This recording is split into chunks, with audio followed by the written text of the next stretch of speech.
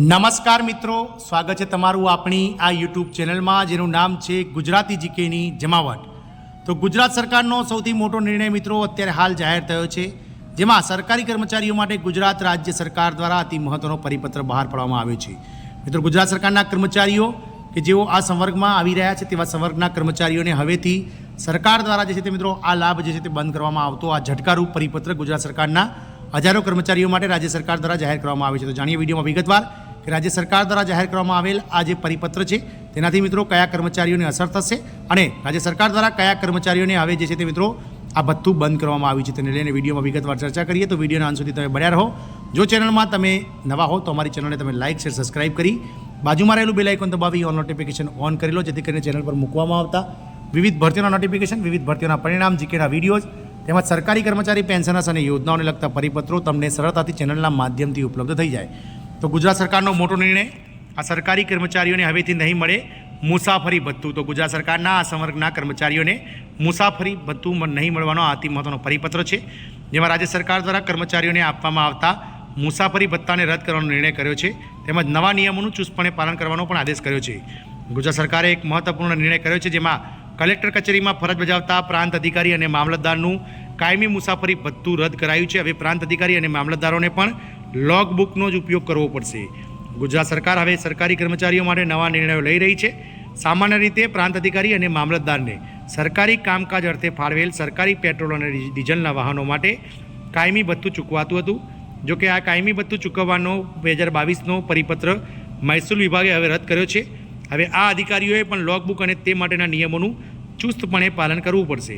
Collector કચેરીમાં ફરજ બજાવતા પ્રાંત અધિકારી અને મામલતદારનું કાયમી મુસાફરી ભથ્થું રદ કરાયું છે। આ વાહનોમાં વપરાતા ડીઝલ પેટ્રોલની એકચ્યુઅલ કિંમત તેમજ દૈનિક ભથ્થું હવે કર્મચારીઓને આપવામાં આવશે। પરિપત્રમાં શું જણાવ્યું છે તો આ અંગે સરકારે જાહેર કરાયેલા પરિપત્રમાં જણાવ્યું છે કે મહેસૂલ વિભાગ હેઠળની તમામ જિલ્લા કલેક્ટર કચેરી ખાતે ફરજ બજાવતા પ્રાંત અધિકારી અને મામલતદારો સરકારી કામકાજ અર્થે ફાળવવામાં આવેલ પેટ્રોલ અને ડીઝલ સંચાલિત વાહનો માટે કાયમી મુસાફરી ભથ્થું ચૂકવવામાં આવે છે। પેટ્રોલ ડીઝલના ભાવોમાં થયેલા વધારા તથા દૈનિક ભથ્થાના વધારાના દરોમાં થયેલા વધારા લક્ષમાં સરકારશ્રી દ્વારા પ્રાંત અધિકારી અને મામલતદારોને ચૂકવવામાં આવતા કાયમી મુસાફરી ભથ્થાના દરોમાં વંચાણે લીધેલ ક્રમાંક 1માં દર્શાવેલ મહેસૂલ વિભાગના તારીખ 1/1/2022ના ઠરાવથી સુધારો કરવામાં આવેલ છે। રાજ્ય સરકારની પ્રજાલક્ષી સતત ચાલતી પ્રવૃત્તિઓ, યોજનાઓ, કાર્યક્રમોને અસરકારક બનાવવા માટે ક્ષેત્રીય કામગીરી કરતા અધિકારીઓને અવારનવાર સરકારી વાહનનો ઉપયોગ કરવાનો થતો હોય વંચાણ લીધેલ તારીખ 1/1/2022ના ઠરાવથી મહેસૂલ વિભાગ દ્વારા મહેસૂલ વિભાગના હસ્તકના પ્રાંત અધિકારી અને મામલતદારોને ચૂકવવામાં આવતા કાયમી મુસાફરી ભથ્થાની જગ્યાએ રાજ્ય સરકારના અન્ય અધિકારીઓની જેમ લોગબુક ઉપર લાવવાની બાબત સરકારશ્રીની સક્રિય વિચારણા હેઠળ હતી।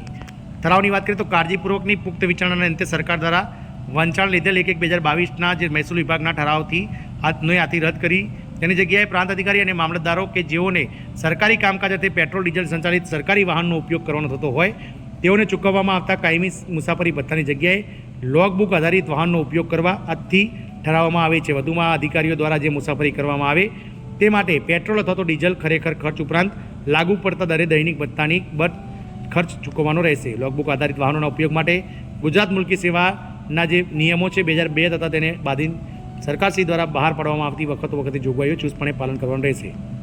આ ઠરાવ સરકાર ક્રમાંકની જે સરકારની ફાઇલ 23/1/2025ની નોંધથી મળેલ જે છે તે મિત્રો નોંધથી બહાર પાડવામાં આવે છે। આમ ગુજરાત સરકાર દ્વારા હવે કલેક્ટર કચેરીમાં કામ કરતા પ્રાંત અધિકારી અને મામલતદારશ્રીઓને મુસાફરી ભથ્થું જે છે કાયમી મળતું હતું તે બંધ કરી અને તેમને પણ મિત્રો લોગબુક આધારિત જે છે તે મુસાફરી ભથ્થું આપવાનો નિર્ણય કરવામાં આવ્યો છે। જય હિન્દ, અસ્તુ।